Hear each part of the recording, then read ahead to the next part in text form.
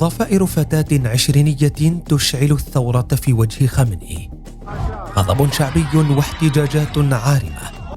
طهران تهتز بصرخات الموت لخامنئي، والحرس الثوري يتخبط داخل شوارع العاصمة. اتهامات بالمؤامرة ومسيرات مدفوعة، قطع للإنترنت وغطاء أمريكي. إيران تهتز وخامنئي في سريره تحت أجهزة الإنعاش. هل حان ربيع إيران أم أنها الفورة الأولى فقط؟ إيران حان وقت طرد خامنئي. مهسا آميني فتاة كردية إيرانية تحول اسمها في الأيام الأخيرة إلى الأشهر في مواقع التواصل الاجتماعي، فهي الفتاة التي أشعلت الشرارة في بلاد القمع والخوف، في بلد يرفض حرية المرأة والرأي والتعبير ويضع طاعة المرشد في المرتبة الأولى. مهسا الفتاة الإيرانية كان من الممكن ألا يظهر اسمها في وسائل الإعلام، ومن الممكن ألا تثور إيران في وجه جلاديها خلال تلك الأيام لو أنها لم تقابل دورية من شرطة الإرشاد أو ما تسمى في إيران شرطة الأخلاق. فالفتاة كانت برفقة أخيها قرب محطة مترو أثناء رحلة عائلية للعاصمة طهران. أخذتها الشرطة المذكورة وانتهى بها المطاف جثة في سجون النظام الإيراني، وسبب الاعتقال أو حتى القتل هو الحجاب السيء على حد وصف الشرطة. تكتمت السلطات على وفاتها ل3 أيام، وفي النهاية قالت أنها ماتت في أزمة قلبية دون توضيحات، وتعهدت بفتح تحقيق موسع حول ظروف الوفاة.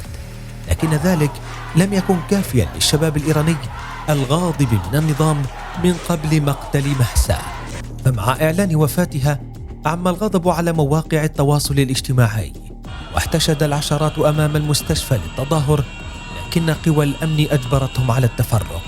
دفنت مهسا بحذر وتحت أعين السلطات في مدينتها، لكن التظاهرات تصاعدت سريعا لتنطلق في مختلف المدن الإيرانية، وقامت العديد من الفتيات بخلع الحجاب في الشوارع تعبيرا عن الغضب على مقتل مهسا في السجون.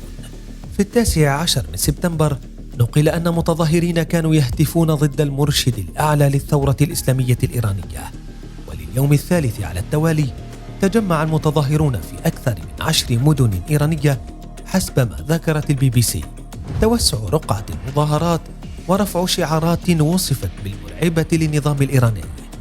دفع السلطات لنشر قوات الأمن والجيش للتصدي للمتظاهرين في الشوارع، ما أدى لسقوط عشرات الجرحى وقتل أكثر من 50 حتى لحظة إعداد هذا التقرير. مع ذلك لم تفلح خطة العنف التي نفذها النظام، بل دفعت المزيد من المتظاهرين للنزول للشوارع، حيث باتت المظاهرات تنتشر في 100 مدينة إيرانية في أكبر موجة احتجاج تشهدها البلاد منذ سنوات. وهاجم المتظاهرون مقرات قوات الباسيج في العديد من المدن، كما أظهرت عشرات الفيديوهات المنشورة على مواقع التواصل حرق صور خامنئي وسليماني في شوارع العاصمة طهران. قيل أن المتظاهرين سيطروا على بعض الأحياء في بعض المدن، منها مدينة أشنوية ذات الغالبية الكردية. كما خرجت الكثير من المظاهرات خارج إيران دعما للمتظاهرين وتنديدا بمقتل مهسا أميني. وبعد كل ذلك الغضب اتجهت السلطات للطريقة المعتادة في إيران، حيث تم قطع الإنترنت بالكامل عن البلاد لفترات طويلة وفي بعض المناطق تماما، وذلك لمنع انتشار الفيديوهات والصور على مواقع التواصل، وفي ذات الوقت للحد من الدعوات للتظاهر من جديد خصوصا داخل العاصمة طهران. وحتى تلك الخطة لم تفلح هذه المرة مع نظام خامنئي. الملياردير الأمريكي إيلون ماسك أعلن أنه سيوفر الإنترنت مجانا في إيران، وذلك من خلال أقمار شركته ستارلينك إذا سمحت له الإدارة الأمريكية. وهذا ما حدث فعلا. بعد يومين من حديث ماسك وافقت الإدارة الأمريكية على تقديم دعم الإنترنت للشعب الإيراني، وقال ماسك أنه سيبدأ في التنفيذ بشكل مباشر.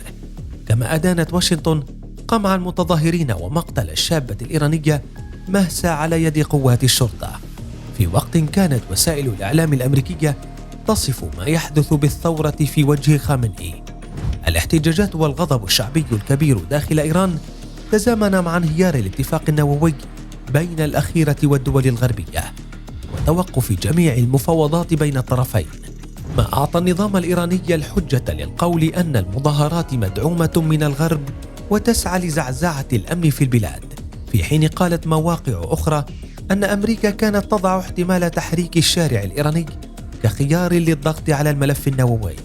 لكن حجم الاحتجاجات والغضب في الشارع يعطي انطباعا حقيقيا أن الشارع كان ينتظر الشرارة للانتفاض في وجه النظام. فبينما كانت المظاهرات تشتعل في البلاد، كان الرئيس الإيراني رئيسي يخطب أمام الجمعية العامة للأمم المتحدة حاملا بيده صورة قائد الحرس الثوري الإيراني السابق قاسم سليماني، الذي اغتالته الولايات المتحدة بصاروخ موجه من طائرة مسيرة في العراق، ليقول أن بلاده ستلاحق من قتل سليماني حتى تأخذ بثأره. في وقت كان الوفد الإسرائيلي قد غادر مع بداية كلمته رافضا حتى الاستماع لها. الإطاحة بالنظام الإيراني أو حتى نظام المرشد علي خامنئي يمكن أن تتحول لحقيقة أكثر من أي وقت مضى. فمع كل ما تمر به إيران من أزمات اقتصادية وسياسية، وعلى رأسها قضية الملف النووي مع الدول الغربية، فإن تلك المظاهرات العارمة تتزامن مع مرض المرشد الأعلى علي خامنئي، والذي تدور الكثير من الشائعات حول حالته الصحية في الأيام الأخيرة، حيث تقول العديد من التقارير أنه قد يعلن عن وفاته في أي لحظة، وأن النظام يجهز البديل المناسب سريعا خوفا من البركان.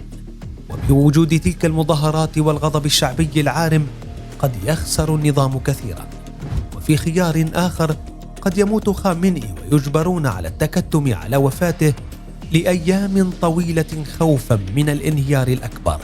عوامل عدة تضع النظام الإيراني في حالة تخبط عارمة داخليا وخارجيا، فقد كانت آخر الخيارات لديه الرد على المظاهرات بمسيرات مؤيدة خصوصا في العاصمة طهران، في محاولة لقلب الرأي العام العالمي من النظرة إلى الاحتجاجات المعارضة إلى التأكد من وقوف الشعب الإيراني مع النظام ورفضه للاحتجاجات بشكل كامل. لكن ما يظهر أمام كاميرات وسائل الإعلام يقول العكس تماما. ففي تقرير لصحيفة الواشنطن بوست تقصدت فيه رصد تغريدات ومنشورات الإيرانيين على مواقع التواصل، أظهرت أن البلاد للمرة الأولى تخطت حاجز الخوف، وتحولت قضية التظاهر وشتم المرشد وأتباعه لواجب لدى الشعب.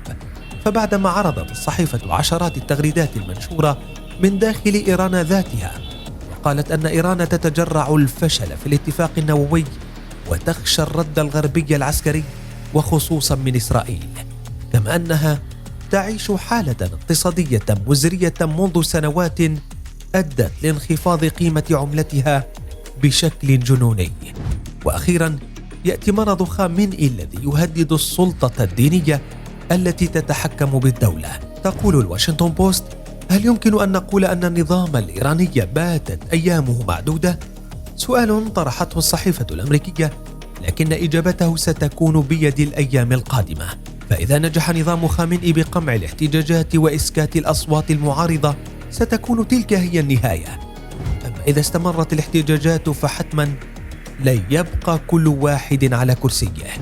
وأما الاحتمال الأخير وهو الدفع بمؤيد النظام للشوارع، وهذا سيؤدي إلى اقتتال أهلي داخل البلاد، وإلى الانتقال من التظاهرات والمواجهات مع الأمن إلى الاشتباكات والقتل العمد بين الشعب بمختلف انتماءاته، وهو ما يهدد وجود النظام بكل الحالات.